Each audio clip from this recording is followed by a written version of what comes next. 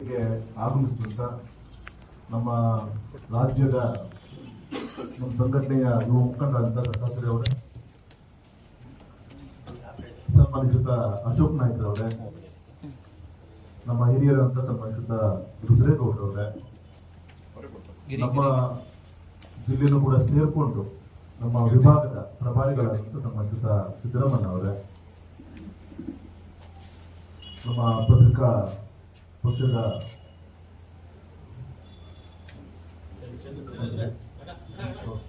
ಮಾಧ್ಯಮ ಪ್ರಮುಖ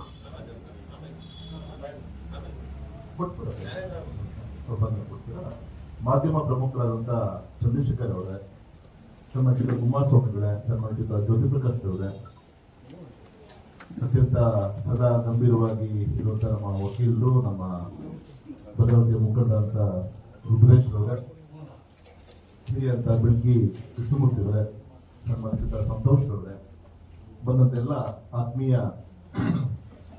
ಪತ್ರಿಕಾ ಮಾಧ್ಯಮದ ಸ್ನೇಹಿತರೆ, ತಮಗೆಲ್ಲರೂ ಕೂಡ ಒಂದು ವಿಶೇಷವಾದಂಥ ಒಂದು ದಿನ ಇವತ್ತು.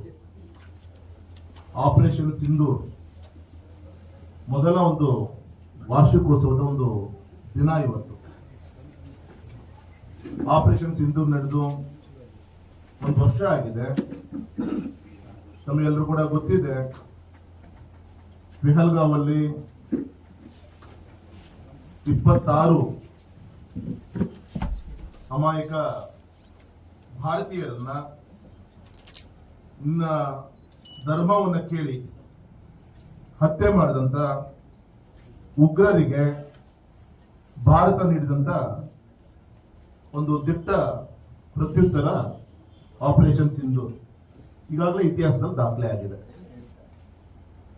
ಇದು ಕೇವಲ ಒಂದು ಮಿಲಿಟರಿ ಕಾರ್ಯಾಚರಣೆ ಆಗದೆ ಸನ್ಮಾನಿಸಿದ ಹೆಮ್ಮೆಯ ಪ್ರಧಾನಮಂತ್ರಿಗಳಾದಂಥ ನರೇಂದ್ರ ಮೋದಿಜಿಯವರ ಭಾರತದ ಒಂದು ಬಲಿಷ್ಠ ಸಂಕಲ್ಪದ ಒಂದು ಸಂಕೇತ ಅಂತೇಳಿ ಅತ್ಯಂತ ಅಭಿಮಾನಪೂರ್ವಕ ನಾವು ಹೇಳಲಿಕ್ಕೆ ಇಚ್ಛೆ ಪಡ್ತೇವೆ.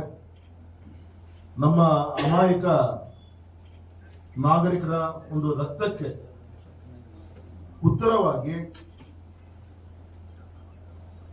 ದೇಶದ ಗಡಿಯನ್ನ ದಾಟಿ ಶತ್ರುಗಳು ಅಡಗಿದ್ದ ಗುಹೆಯನ್ನ ಹೊಕ್ಕಿ ಹೊಡೆಯುವಂತ ಶಕ್ತಿ ಭಾರತಕ್ಕೂ ಕೂಡ ಇದೆ ಅಂತ ಹೇಳಿ ತೋರಿಸ್ಕೊಟ್ಟಂತ ಒಂದು ದಿನ ಅಂತ ಹೇಳಿ ನಾನು ಹೇಳಲಿಕ್ಕೆ ಇಚ್ಛೆ ಪಡ್ತೇನೆ. ನಮ್ಗೆ ಗೊತ್ತಿದೆ 2025 ಮೇ 7ಕ್ಕೆ ನಮ್ಮ ಸೇನಾಪಡೆಗಳು, ಭಾರತದ ಸೇನಾಪಡೆಗಳು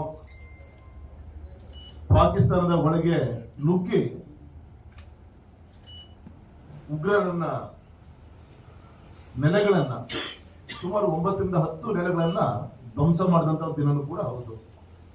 ಸೊ ಈ ಸಂದರ್ಭದಲ್ಲಿ ಭೂಸೇನೆ ಇರ್ಬೋದು, ವಾಯುಸೇನೆ ಇರ್ಬೋದು, ನೌಕಾಪಡೆ ಶಕ್ತಿ ಇರ್ಬೋದು, ಅದರ ಒಂದು ಶೌರ್ಯ ಪರಾಕ್ರಮಗಳಿರ್ಬೋದು, ಒಂದು ನಮ್ಮ ದೇಶಕ್ಕೆ ಒಂದು ಹೆಮ್ಮೆ ತರುವಂತ ಒಂದು ವಿಚಾರ. ಅವರ ಕರ್ತವ್ಯ ನಿಷ್ಠೆ ಮತ್ತೆ ರಾಷ್ಟ್ರದ ಒಂದು ಭದ್ರತೆಯ ವಿಚಾರದಲ್ಲಿ ಯಾವ ರೀತಿ ಅಂತ ಒಂದು ಬುನಾದಿಯನ್ನು ಹಾಕೊಟ್ಟಿದ್ದಾರೆ ಅನ್ನಲಿಕ್ಕೆ ನಾವೆಲ್ಲರೂ ಕೂಡ ಪ್ರಶಂಸೆ ವ್ಯಕ್ತಪಡಿಸುವಂತ ಒಂದು ದಿನನೂ ಕೂಡ ಹೌದು. ಹೆಮ್ಮೆಯ ಪ್ರಧಾನಮಂತ್ರಿಗಳು ಈ ಒಂದು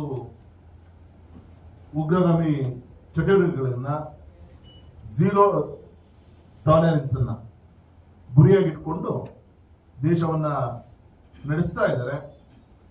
ಮತ್ತೆ ಹಿಂದೆಲ್ಲ ನಮ್ಮನ್ನು ಕೆಣಕಿದ್ರೆ ಎಲ್ಲ ಒಂದ್ ಕಡೆಗೆ ಕಾಂಪ್ರಮೈಸ್ ನೇಚರ್ಲಿ ದೇಶವನ್ನು ನಡೆಸುವಂತ ಒಂದು ಉದಾಹರಣೆಗಳನ್ನ ನಾವು ನೋಡಿದ್ವಿ. ಆದ್ರೆ ಇವತ್ತು ಭಾರತವನ್ನ ಕೆಣಕಿದ್ರೆ ನಾವು ಸುಮ್ಮನಿರಲ್ಲ ಅಂತ ಹೇಳಿ ಗಡಿಯಾಚೆಯ ಒಂದು ಶತ್ರುಗಳಿಗೆ ಸ್ಪಷ್ಟವಾದಂತ ಒಂದು ಸಂದೇಶವನ್ನು ಕೂಡ ಕೊಟ್ಟಂತ ಒಂದು ದಿನ. ಮತ್ತು ವಿಶೇಷವಾಗಿ ಅವರು ಅವತ್ತು ಉಪಯೋಗಿಸುವಂತ ಕ್ಷಿಪಣಿಗಳಿರ್ಬೋದು, ಇದೆಲ್ಲದೂ ಕೂಡ ಆತ್ಮನಿರ್ಭರ್ ಭಾರತ ಅಡಿಯಲ್ಲಿ ಅಭಿಯಾನದ ಒಂದು ಯಶಸ್ವಿಗೆ ಒಂದು ಸಾಕ್ಷಿಯೂ ಕೂಡ ಅವತ್ತು ಆಗಿದ್ದು ಗೊತ್ತಂತ ವಿಚಾರ.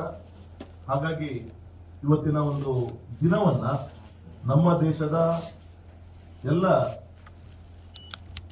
ರಕ್ಷಣಾ ವ್ಯವಸ್ಥೆಗಿರುವಂತಹ ಎಲ್ಲ ಶಕ್ತಿಗಳಿಗೆ ಕೈ ಜೋಡಿಸುವಂತ ಆ ಪರಾಕ್ರಮ ಸೈನಿಕರಿಗೆ ನಾನು ಈ ಸಂದರ್ಭದಲ್ಲಿ ನಮ್ಮ ದೇಶದ ಪರವಾಗಿ, ನಮ್ಮ ಕ್ಷೇತ್ರದ ಪರವಾಗಿ ಆ ಅಭ್ಯುದಯ ಒಂದು ವಿಶೇಷವಾದಂತ ಒಂದು ನಮ್ಮ ತಾಯಂದಿರ ಒಂದು ಸಿಂಧೂರವನ್ನು ಮುಟ್ಟಿದ್ರೆ ಆಪರೇಷನ್ ಸಿಂಧೂರ್ ಮುಖಾಂತರ ಉತ್ತರ ಕೊಟ್ಟಂತ ದೇಶದ ಸೈನಿಕರಿಗೆ ನಾನು ಈ ಸಂದರ್ಭದಲ್ಲಿ ಅಭಿನಂದನೆಯನ್ನು ಸಲ್ಲಿಸ್ತಾ ಇದ್ದೀನಿ.